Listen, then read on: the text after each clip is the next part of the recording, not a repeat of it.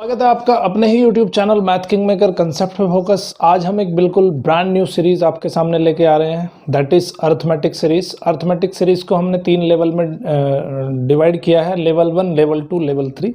Level 1 उन लोगों के लिए है जिन लोगों ने मैथमेटिक्स को कभी छुआ नहीं है, भूल चुके हैं बिल्कुल मैथमेटिक्स। उन लोगों के लिए हम लेवल 1 सीरीज लेके आ रहे हैं। लेवल 2 सीरीज थोड़ा सा और इंटरमीडिएट लेवल की सीरीज है।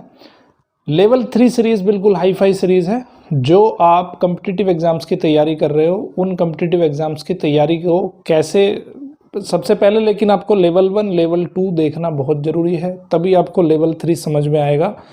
और इसको मैंने बहुत ही कम टाइम फ्रेम में डिसाइड किया है, कम टाइम फ्रेम में ही आपके लिए इसको बनाया है।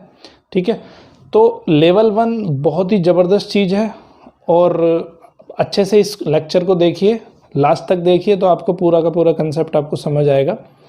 और लेवल 2 पे तब जाएं जब आप लेवल 1 कंप्लीट कर चुके हैं, और लेवल 3 पे तब जाएं जब आप दोनों लेवल 1 और लेवल 2 कंप्लीट कर चुके हैं, तभी आप लेवल 3 पे जाएंगे तो आपको ज़्यादा से ज़्यादा बेनिफिट आपको होगा। ठीक है, तो रेशोस के बारे में सबसे पहले पढ़ते हैं कि रेशो क्या होता है।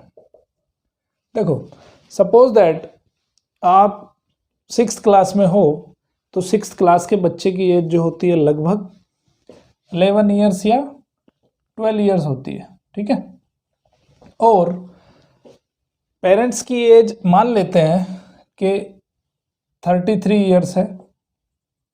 ठीक है, तो अगर हम कंपेयर करें कि 11 और 33 का अगर कंपेयर करें तो क्या कंपैरिजन हमें मिलता है? जो फादर की एज है वो कितनी है? 3 टाइम्स ऑफ चिल्ड्रंस एज। बच्चे की एज से 3 गुना ज़्यादा एज है फादर की। यही समझ में आ रहा है ना भाई? 11 ईयर्स में और 33 ईयर्स में क्या रिलेशन है कि 11 को अगर 3 से मल्टीप्लाई कर दें तो आ जाता है हमारा 33। ओके, तो यहाँ पे अगर हम दोनों को अंडरस्टैंड करने की कोशिश करें, दोनों के बीच एक रिलेशन एस्टेब्लिश करने की कोशिश करें, तो 11 और 33 के बीच क्या रिलेशन आता है कि भाई ये 1 पार्ट है और ये 3 पार्ट है ना। 11 के अगर 3 बार उसको ऐड कर देंगे तो हमें मिलेगा 33, या 11 को 3 टाइम्स अगर मल्टीप्लाई कर देंगे तो हमें मिलेगा 33। ठीक है, तो इसका मतलब क्या है कि इसको हम कह सकते हैं कि 1:2। इस स्पेशल रिलेशन को हम इस तरह से शो करते हैं। हम क्या लिखते हैं? 1 और यहाँ पे 2 बिंदी लगाते हैं और फिर लिखते हैं 3।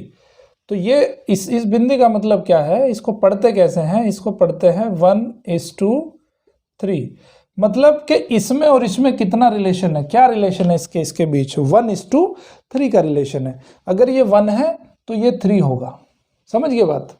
तो इस स्पेशल चीज को, ये जो डॉट मैंने 2 लगाई हैं, इन 2 स्पेशल डॉट को कहते हैं हम रेशो। क्या कहते हैं? रेशो कहते हैं इनको। तो कभी भी अगर हमें 2 क्वांटिटी कंपेयर करनी हो कि भाई उनके बीच में क्या रिलेशन है, तो उसको हम रेशो से शो करते हैं। ठीक है, समझ आई बात? तो बहुत ही सिंपल कंसेप्ट है ये रेशो वाला। अब मैं इसको कुछ एग्जांपल्स के थ्रू, एग्जांपल हो गया जैसे आपकी एज 11 ईयर्स है, आपके पापा की एज 33 ईयर्स है, तो दोनों के बीच में क्या रेशो है? तो कितना रेशो है? 1:33। अब देखो, ये यहाँ पे एक चीज़ और ध्यान रखनी है हमें। हमने यहाँ पे लिखा है कि child is to father. Child is to father कितना है? 1:3। जो चाइल्ड है उसका 1 पार्ट है, फादर का 3 पार्ट है। ठीक है, अब अगर मैं इसको उल्टा लिखूं, फादर इज टू चाइल्ड, तो ये आ जाएगा 3:1। तो ये भी चीजें ध्यान रखनी है कि रेशो में क्या है कि किसके रेस्पेक्ट में किसका रेशो पूछा जा रहा है, तो वो चीजें बड़ी ध्यान रखने वाली हैं। ठीक है, समझ आई बात? ओके, अभी हम कुछ एग्जाम्पल्स के थ्रू इसको और ज़्यादा एलेबोरेट करेंगे कि आखिर रेशो क्या होता है, उसका यूज़ क्या होता है। तो कुछ एग्जाम्पल्स देखते हैं, आपकी बुक में दिए हैं। सो विल स्टार्ट विद, और रेशो में आपको एक चीज़ और याद रखने वाली चीज़ है कि 2 चीज़ें जब हम कंपेयर करते हैं, so they must be in the same unit. ठीक है, भाई केजी को अगर कंपेयर करना है तो केजी से होगा, ग्राम को कंपेयर करना है तो ग्राम से होगा, किलोमीटर को कंपेयर करना है तो किलोमीटर से होगा। ऐसा नहीं है कि उसका कंपेरिजन आप मीटर से कर दोगे। जैसे मान लेते हैं कि 100 सेंटीमीटर है और एक है 1 किलोमीटर, तो इनका रेशो आपको निकालना है। तो रेशो निकालने का पहले तरीका क्या है, पहला कंसेप्ट क्या है कि दोनों की यूनिट सेम होनी चाहिए। यहाँ यूनिट सेंटीमीटर में है, सॉरी इसको मीटर मान लेते हैं, किलोमीटर तो बहुत लंबा हो जाएगा। इसकी यूनिट यहाँ पे मीटर में है, इसकी यूनिट यहाँ पे किलोमीटर में है। तो सबसे पहले क्या करेंगे, इसको दोनों को सेम यूनिट में कन्वर्ट करेंगे। Either you convert this metre into kilometre और दिस किलोमीटर इनटू मीटर। तो किलोमीटर को मीटर में कन्वर्ट करना बहुत आसान है। क्या लिखेंगे उसको, 1000 मीटर हो जाएगा। तो अभी किसका कंपैरिजन करना है हमें, 100 मीटर इज टू 1000 मीटर। तो 100 मीटर इज टू 1000 मीटर कैसे निकालेंगे, कितना दोनों के बीच कितना रिलेशन है, 10 टाइम्स है, ये 1 जीरो इसमें ज़्यादा लगी हुई है। तो इसका रेशो क्या आ जाएगा, 1:10। समझ में आई बात। अब ये 1:10 कैसे आया, देखो 100 को हमने 100 के नीचे लिखा 1000, तो ये कितना बचा, 1/10 बचा। तो इसको हम लिख देते हैं 1:10। समझ आई बात। तो जो क्वांटिटी ऊपर रखी है उस क्वांटिटी को ऊपर लिखेंगे, जो क्वांटिटी पहले लिखी है रेशो में उसको ऊपर रखना है, जो क्वांटिटी बाद में लिखी है जो रेशो में बाद में लिखी है उस क्वांटिटी को डिनोमिनेटर में रखना है। ठीक है, इस तरह से इस रेशो को सिंप्लीफाई करते हैं। जैसे कभी आपको दिया है कि भाई 17:34, इसको सिंप्लीफाई करो।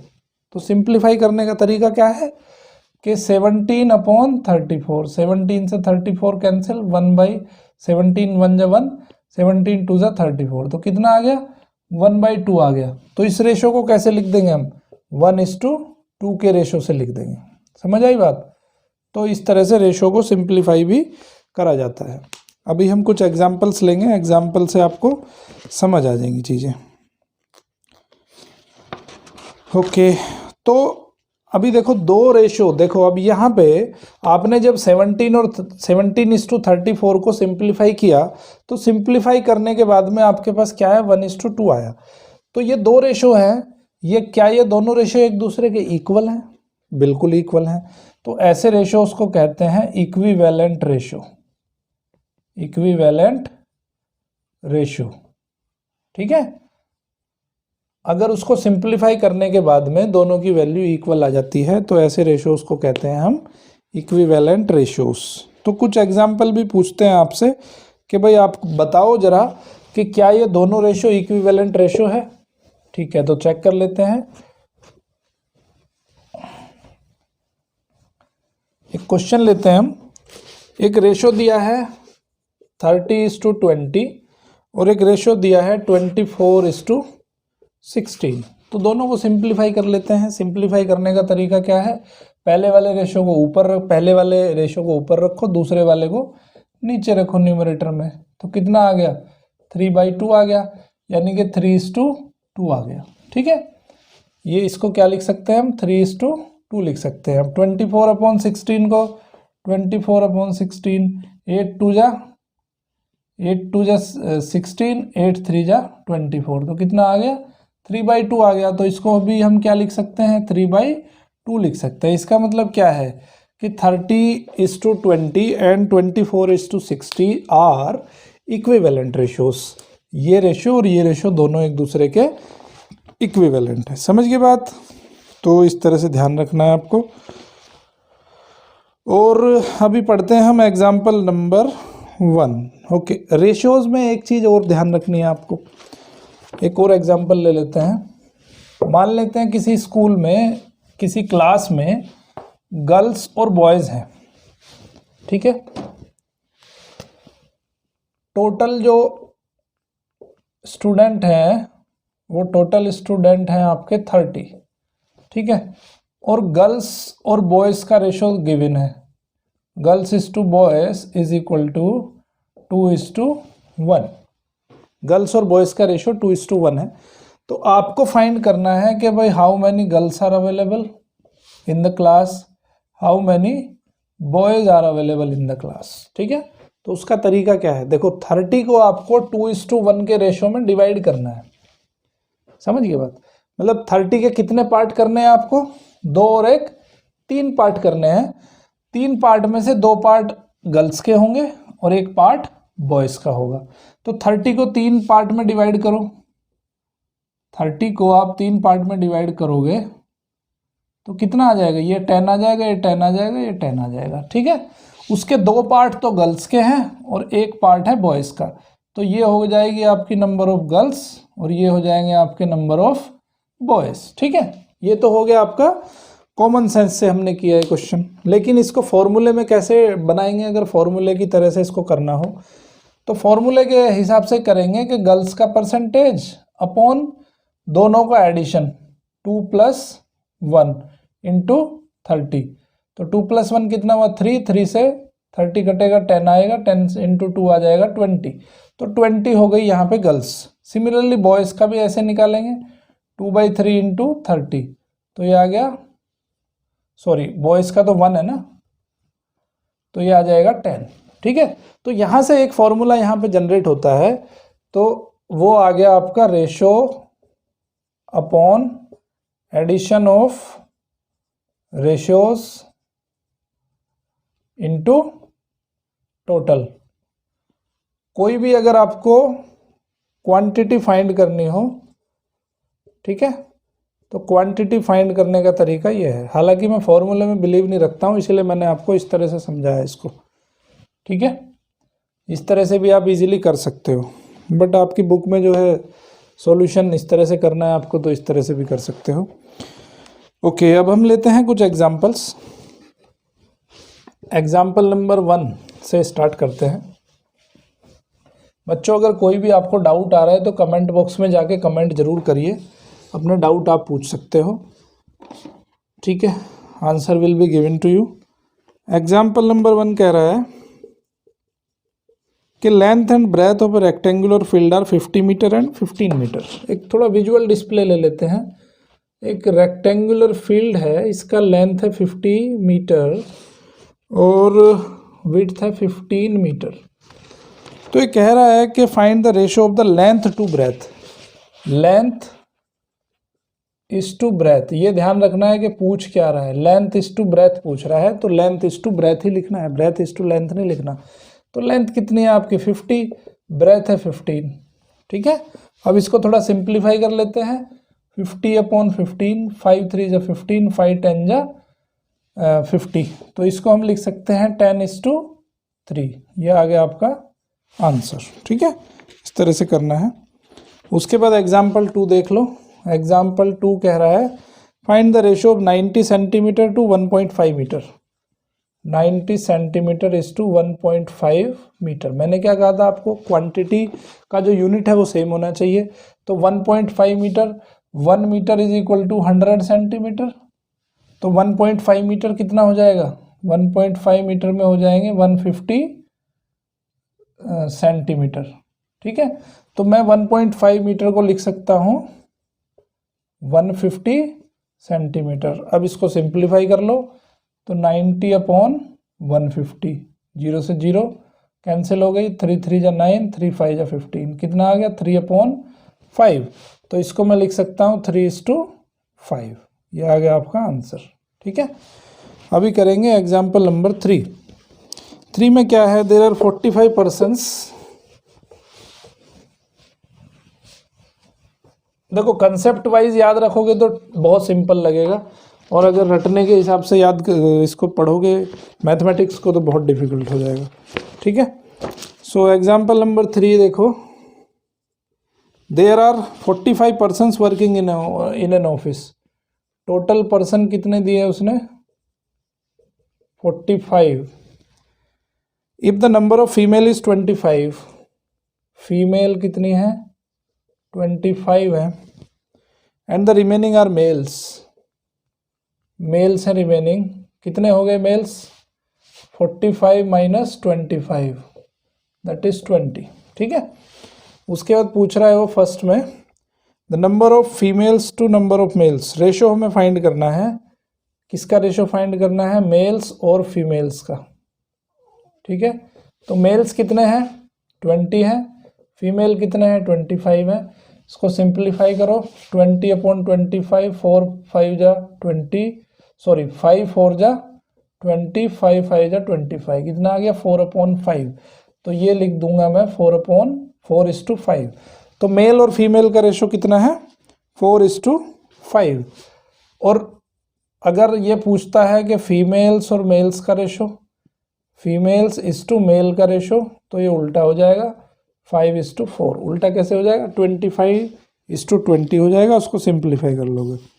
ओके, अब एग्जाम्पल नंबर 4 देख लेते हैं। Give 2 equivalent ratios of 6:4। 6:4 के 2 इक्विवेलेंट रेशो बताने हैं। तो जैसे हम इक्विवेलेंट फ्रैक्शन बताते हैं वैसे ही हम रेशो बता देंगे। तो कैसे करेंगे, 2 से मल्टीप्लाई कर दोगे दोनों में, तो ये हो जाएगा 12:8। 6 से 2 का मल्टीप्लाई करेंगे 12 हो जाएगा, 4 का 2 से मल्टीप्लाई करेंगे 8 हो जाएगा। तो एक इक्विवेलेंट रेशो ये हो गया।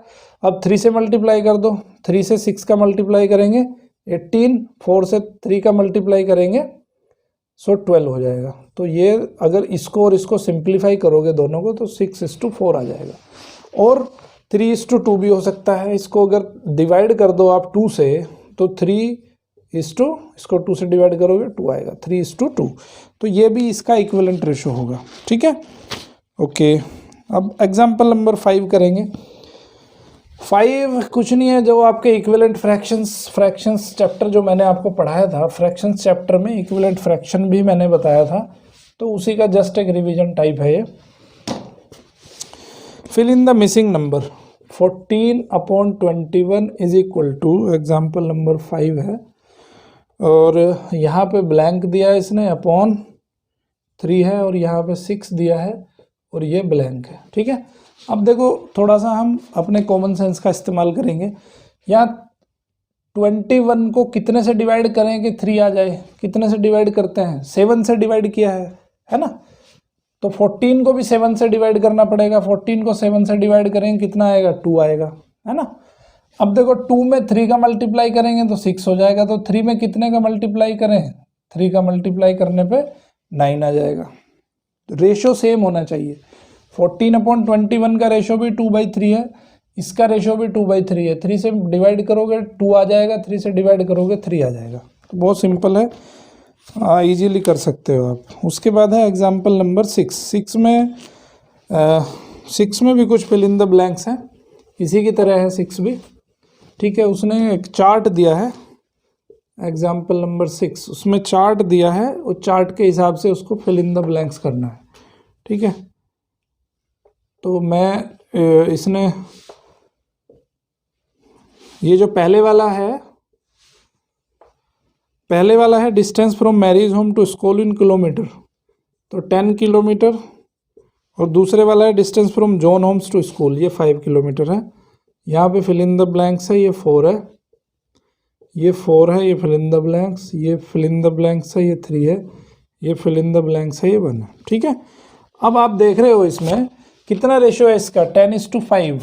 कितना रेशो है 2:1 का रेशो है ना। तो यहाँ भी क्या रेशो होना चाहिए, 2:1 का रेशो होना चाहिए। 5 का डबल है ये, 5 को 2 में मल्टीप्लाई करेंगे तब जाके 10 होगा। तो 4 में 2 का मल्टीप्लाई करेंगे तो कितना हो जाएगा 8 हो जाएगा, है ना।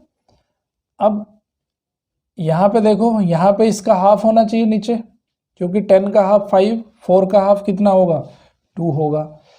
यहाँ पे 3 का डबल होना चाहिए, तो ये कितना है 6। तो इस तरह से ये टेबल जो है फिलअप हो जाएगी। अब एग्जाम्पल 7 एक देख लेते हैं। 7 क्या है, सिंपल कंसेप्ट पे है, divide 60 in the ratio. Total जो है वो दिया हुआ है 60 रुपीज़, और उसे हमें डिवाइड करना है 2:1 के रेशो में, ठीक है। तो एक ये भी हम यहाँ पे इस तरह से भी कर सकते हैं कि 60 को हमने कितने पार्ट में डिवाइड करना है, 2 + 1, 3 पार्ट्स में डिवाइड करना है। तो 20 ये हो गया, 20 ये हो गया, 20 ये हो गया, 3 पार्ट्स में डिवाइड हो गया। तो 2 पार्ट एक लेने हैं, 2 पार्ट लेंगे तो 40 हो जाएगा, और 1 पार्ट लेंगे तो 20 हो जाएगा, ठीक है। तो ये डिवीजन हो गया 2:1 में। अब फॉर्मूले के बेस पे कर लेते हैं। फॉर्मूले में क्या होगा कि 2/3, 2 पहले ये 2 रेशो ले लिया, और दोनों का एडिशन कर लिया रेशोज का, 2 + 1 = 3, और यहाँ पे टोटल लिख लिया। सो ये आ गया 40। तो एक आ गया 40 रुपीज़ और एक आ गया 1/3 × 60, तो एक आ गया आपका 20 रुपीज़। तो 2:1 का जो है उसको हमने डिवाइड कर दिया 40 रुपीज़ = 20 रुपीज़। समझ गए बात? ओके, उसके बाद एक कंसेप्ट आता है जिसका नाम है प्रोपोर्शन। प्रोपोर्शन का मीनिंग क्या होता है उसको थोड़ा देख लेते हैं। यहाँ पे आपके पास 2 पेयर ऑफ डॉट लगते हैं, एक पेयर ऑफ डॉट लगता है यहाँ पे, वहाँ पे क्या होगा, आपके पास 2 पेयर ऑफ डॉट लगेंगे। ठीक है, ओके। तो यहाँ पे जैसे हम लिख रहे थे कि A:B, तो यहाँ पे लिखेंगे C:D। ये जो 4 डॉट मैंने लगाए हैं, इन 4 डॉट को कहते हैं प्रोपोर्शन। अब इनका मीनिंग मैं आपको समझा देता हूँ कि इसका मीनिंग क्या है। ठीक है, प्रोपोर्शन का मीनिंग हम समझ लेते हैं कि इसका मीनिंग क्या है। ओके, और ये प्रोपोर्शन जो है यहाँ पे ऐसे भी लिखा हो सकता है, =, में भी लिखा हो सकता है, तो उसको कहते हैं। तो आखिर प्रोपोर्शन का मतलब क्या हो गया? जैसे देखो हम लिखते हैं 1:2 = 5:10। 1:2 का भी वही मतलब है, 5:10 का भी वही मतलब है। समझ गए बात? तो इन दोनों, इसको हम ऐसे भी लिख सकते हैं 5:10, जैसे हमने पीछे पढ़ा था ना इक्विवेलेंट रेशियोज। ठीक है, इक्विवेलेंट रेशियोज क्या है? तो इक्विवेलेंट रेशियोज को हम एक दूसरे के इक्वल रख सकते हैं, या उनको कह सकते हैं कि equivalent ratios are in proportion. क्या कह सकते हैं? Equivalent ratios are in proportion. ठीक है, तो सिंपल कंसेप्ट है, इसमें कोई ज़्यादा घूमने फिरने वाली बात नहीं है। तो 2 रेशोज को कैसे हम कहेंगे कि ये प्रोपोर्शन में है कि नहीं है? भाई अगर वो इक्विवेलेंट हो जाएंगे तो प्रोपोर्शन भी हो जाएंगे। ठीक है, तो सबसे पहले हमें चेक करना है कि वो इक्विवेलेंट रेशो है कि नहीं है। अगर इक्विवेलेंट रेशो नहीं है तो प्रोपोर्शन में नहीं होंगे। ठीक है, ओके। अभी इस पे बेस कुछ एग्जाम्पल हम देख लेते हैं तो ये चीज़ें और क्लियर हो जाएंगी। तो एग्जाम्पल नंबर 8 दिया हुआ है, उसमें पूछा है, उसमें 2 रेशो दिए हैं। एक दिया है 25 ग्राम = 30 ग्राम और दूसरा रेशो दिया है 40 kg =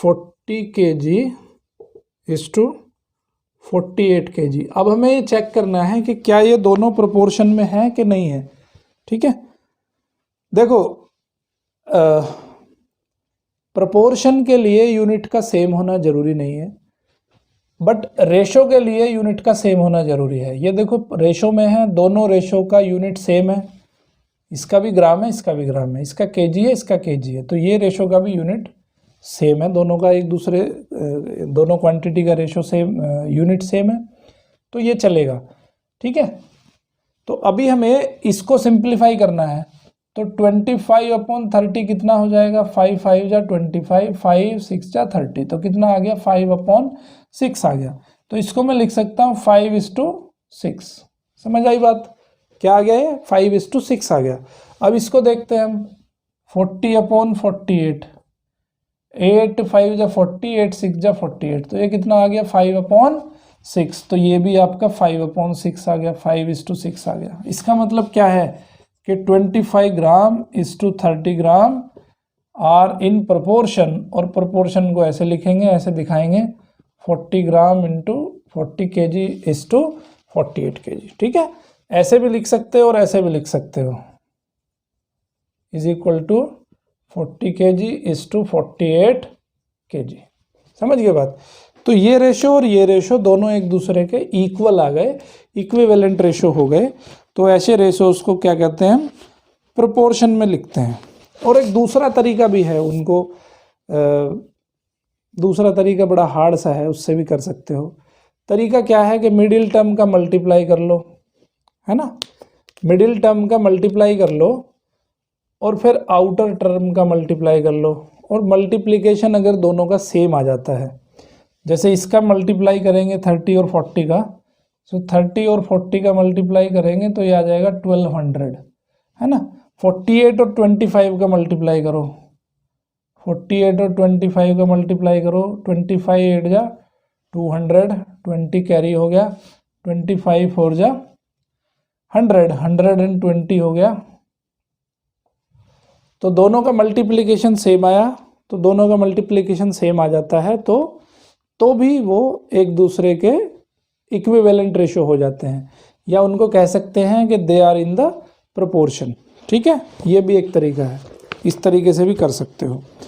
अभी एक एग्जाम्पल देख लेते हैं, एग्जाम्पल नंबर 9 में उसने कुछ क्वांटिटी दी है और उन क्वांटिटी को हमें चेक करना है कि whether they are in proportion और नॉट। ठीक है, सो एग्जाम्पल नंबर 9 क्या कहता है, 30 40 45 एंड 60, हमें चेक करना है कि क्या ये प्रोपोर्शन में है कि नहीं है। ठीक है, सो इन दो का पहले रेशो चेक करते हैं। 30:40, 10 से डिवाइड कर दो दोनों को तो क्या आ जाएगा, 3:4 आ जाएगा। उसके बाद 45:60, 15 से डिवाइड कर दो, 15 3 जा 45, 15 4 जा 60, तो ये आ गया 3:4। अब वो दूसरा तरीके से भी हम कर सकते हैं, कैसे कर दोगे, इसके अंदर अंदर वालों का मल्टीप्लाई और बाहर बाहर वालों का मल्टीप्लाई। तो 45 और 40 का मल्टीप्लाई, 4 5 जा 20, 4 4 जा 16 और 2 18। ठीक है, 1800 आ गया। और 60 का और 30 का मल्टीप्लाई करोगे वो भी 1800 आएगा। तो आउटर का मल्टीप्लाई और इनर का मल्टीप्लाई करने पे इक्वल आ गया। So they are called as in proportion. तो ये रेशो जो कैसा होगा, प्रोपोर्शन में होगा। बहुत सिंपल कंसेप्ट है, कंसेप्ट समझ लो, चीज समझ में आ जाएगी। ठीक है, यूनिटरी मेथड में क्या करते हैं हम, देखो जैसे मान लेते हैं कि भाई आप, ये कोई मार्कर है, ठीक है, एक मार्कर का दाम जो है वो 20 रुपीज़ है, तो ऐसे 2 मार्कर का दाम कितना होगा, 20 × 2 रुपीज़, दैट मीन्स 40 रुपीज़ हो जाएगा। सिंपल कॉमन सेंस वाली बात है। लेकिन आखिर इसमें जो है, तो इसको कैसे हम चीज़ों को याद रखते हैं, कैसे काम करते हैं, उसका कंसेप्ट, उसके पीछे का कंसेप्ट समझना बहुत ज़रूरी है। यहाँ पे देखो 2 चीज़ें यूज़ हो रही है। एक हो रहा है क्वांटिटी आ रहा है, एक तो भाई एक मार्कर है कि 2 मार्कर है, और दूसरा आ रहा है प्राइस। ठीक है, एक मार्कर का प्राइस इतने रुपए, तो 3 मार्कर का प्राइस कितना होगा, समझ गए बात। 2 चीज़ें आती हैं यहाँ पे। तो यूनिटरी मेथड में आपको क्या याद रखना है कि जो चीज़ पूछा जा रहा है, जैसे अगर क्वांटिटी पूछ रहा है या प्राइस पूछ रहा है, तो जो चीज़ वो आपसे पूछा जाता है उस चीज़ को लिखते हैं हम पीछे। ठीक है, जैसे यहाँ पे मैं आपको बताऊं कि एक क्वेश्चन ले लेते हैं, क्वेश्चन से समझ आ जाएगी बात। आपको अगर दिया है कि 5 markers costing 40 rupees, so 8 markers costs how much. 8 marker का जो कॉस्ट होगा वो कितना होगा। अगर 5 मार्कर का कॉस्ट 40 रुपीज़ है तो 8 मार्कर का कॉस्ट कितना होगा। तो इसने क्या पूछा है, क्या पूछ रहा है, वो कॉस्ट पूछ रहा है, प्राइस पूछ रहा है। तो प्राइस पूछा जा रहा है, तो प्राइस को लिखते हैं पीछे की तरफ। जो चीज़ वो पूछता है उसको लास्ट में लिखा जाता है। तो हम क्या लिखेंगे, हम इसका सॉल्यूशन देखो कैसे करना है। तो हम लिखेंगे, जो चीज़ दी है उसको लिख लो, 5 markers costing is equal to 40 rupees. ठीक है, इस तरह से हम स्टेटमेंट को लिखते हैं कि 5 markers costing is equal to 40 rupees. तो 8 मार्कर्स कॉस्टिंग, देखो ये डॉट डॉट लगाते हैं, इसका मतलब क्या है कि जो चीज़ ऊपर लिखी है वही नीचे लिखी है। ठीक है, 8 markers costing is equal to ठीक है, इसका डॉट का मतलब है कि जो ऊपर लिखा है वही नीचे लिखा है। ठीक है, तो 8 marker costing is equal to, अब देखो यहाँ पे समझने वाली बात है। बस कैसे समझेंगे कि ये 40 को ऊपर रखो, 40 ऊपर रख लिया, इसको नीचे रखो इसके, और इसकी मल्टीप्लाई कर दो। समझ आई बात? पहले हमने इसको लिख लिया, उसके बाद इसके नीचे इसको लिख लिया, और ये जो इधर लिखा है उसकी हमने मल्टीप्लाई कर दी।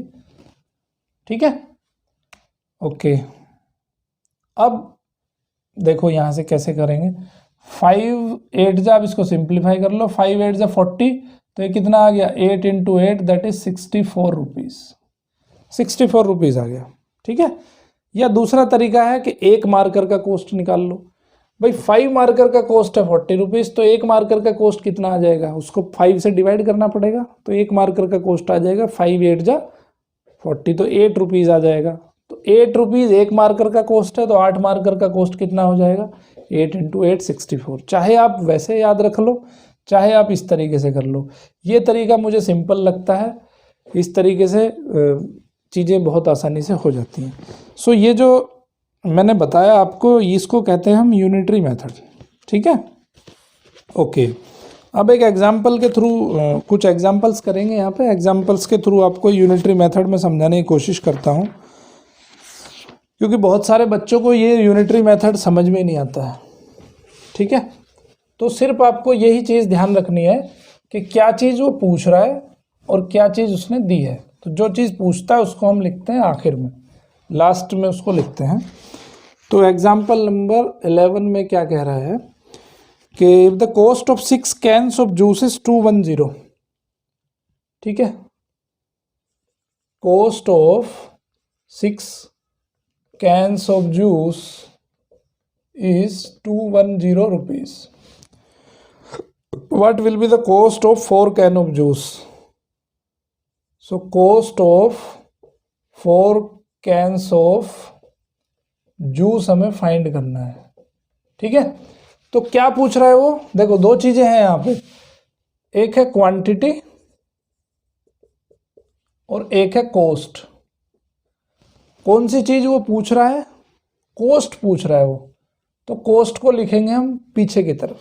ठीक है, तो 6 कैन्स ऑफ जूस लिखने का तरीका यह है कि 6 cans of juice is equal to 210 rupees. Cost को हमने पीछे लिख दिया। ठीक है, अब 4 कैन्स ऑफ जूस पूछ रहा है, 4 cans of juice is equal to, इसको ऊपर लिखो, 210 को ऊपर लिखा, इसको नीचे लिखा, और इसका मल्टीप्लाई कर देंगे। ठीक है, कट कर लो अब इसको, 2 3 जा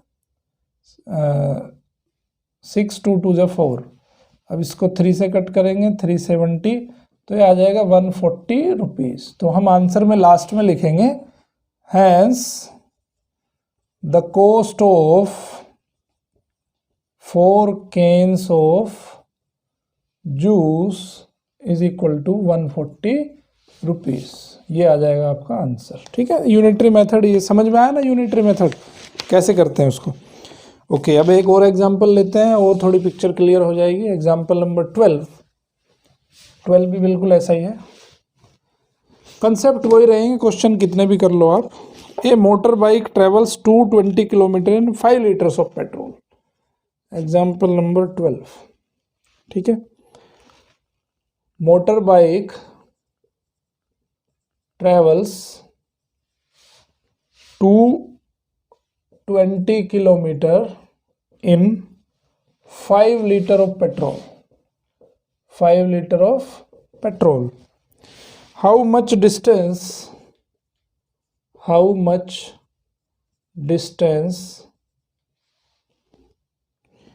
will it cover in 1.5 liter of petrol. ठीक है, अब इसने देखो दो चीज़ें यहाँ पे आपको दी है, पहला है डिस्टेंस और दूसरा है पेट्रोल। ठीक है, तो अब कौन सी चीज़ पूछ रहा है वो पूछ रहा है हाउ मच डिस्टेंस। तो डिस्टेंस उसने पूछा है, तो डिस्टेंस को बाद में लिखेंगे फिर हम, है ना। तो क्या लिखेंगे हम कि 5 litre petrol runs is equal to 220 kilometre.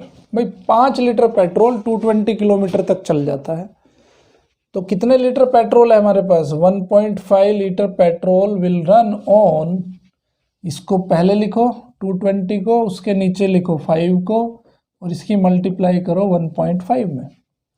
तो 5 से जब इसको डिवाइड करेंगे तो 5 4 जा 20 एंड 5 4 जा 20, 44 इंटू 1.5, इसकी मल्टीप्लाई कर लेंगे। 15 4 जा 60, 15 4 जा 66, तो ये आ जाएगा आपका 66 किलोमीटर। ठीक है, 66 किलोमीटर आ गया। समझ आई ना बात? तो उसको लास्ट में एक लाइन लिखनी भी है। So in 1.5 litre of petrol it will go up to 66 kilometre. Okay, इसके बाद है एग्जाम्पल नंबर 13। 13 कहता है if the cost of a dozen soaps. देखो डोजन का मतलब क्या होता है? डोजन का मतलब होता है कि 12, quantity 12, a 1 dozen is equal to 12 quantity.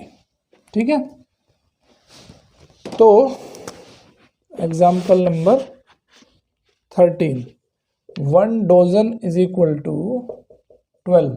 Okay, so if the cost of a dozen soap is 153.60, what will be the cost of 15 such soaps?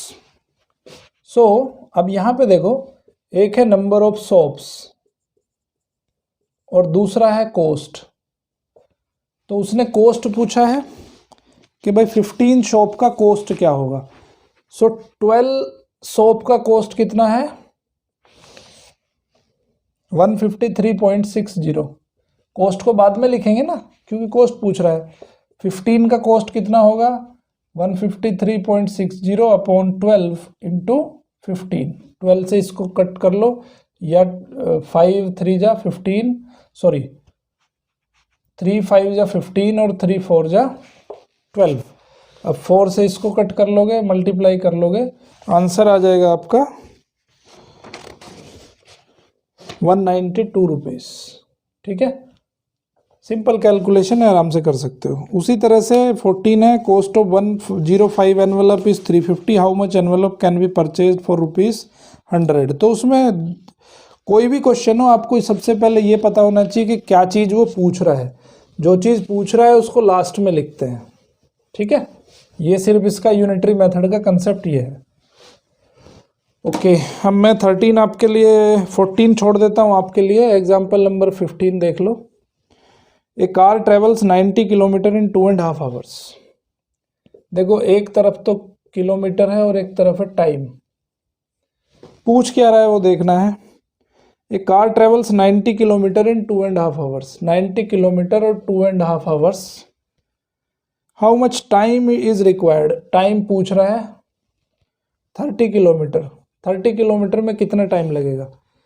तो देखो सबसे पहले तो इसको उसमें कन्वर्ट कर लो, मिक्स फ्रैक्शन है। 2 2 जा 4 5, 5/2, 5/2 hours. Okay, so simple unitary method लगाएंगे। 90 किलोमीटर के लिए 5/2 आवर्स लगते हैं। सो 30 किलोमीटर के लिए कितने लगेंगे? 5/2 अपॉन 30 इंटू, सॉरी 5/2 अपॉन 90, ये वाला डिवाइड में आएगा और ये 30 यहाँ चला जाएगा। 33 जा 90, तो कितना आ गया? 5 बाई, ये 2 नीचे आ जाएगा, तो 5/6 आवर्स। ठीक है, कितना लगेगा? 5/6 आवर्स लगेगा। 5/6 आवर्स, ये इसको मिनट में कन्वर्ट कर लो।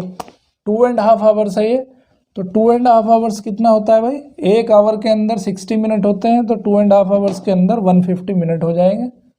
सो ये हो जाएगा 150 मिनट। इसको मैंने लिख लिया 150 मिनट। तो यहाँ 3 से इसको जब डिवाइड करेंगे तो आ जाएगा 50 मिनट्स। ठीक है, कितना आ जाएगा? 50 मिनट्स। सो आंसर में आपको क्या लिखना है कि 30 किलोमीटर जाने में 50 मिनट लगेंगे। ओके, अब दूसरा पार्ट भी दिया इसने, find the distance covered in 2 hours with the same speed. अब दूसरा क्वेश्चन दिया है। दूसरे क्वेश्चन में क्या कह रहा है वो कि भाई 90 किलोमीटर जाती है 2.5 आवर्स में या 150 मिनट में, तो 2 आवर्स अगर ये चलती है, मतलब 120 मिनट अगर ये चलती है बाइक, तो कितने किलोमीटर हमें ट्रैवल हो जाएगा। तो अब ये किलोमीटर बाद में आ रहा है, तो हम वहाँ से शुरू करेंगे कि 150 मिनट में जो ट्रैवल होता है वो होता है 90 किलोमीटर, और 120 मिनट में जो ट्रैवल होगा वो होगा, अब देखो इसको ऊपर लिखो, 90/150 इंटू 120, एक जीरो से एक जीरो कैंसिल, और 3 4 जा 12, 3 5 जा 15, 5 16 5 जा 18, 18 5 जा 90 एंड 18 4 जा 72 किलोमीटर। तो 2 आवर्स में कितना ट्रेवल होगा, 72 किलोमीटर होगा। ये लिखना भी है यहाँ पे लास्ट लाइन में।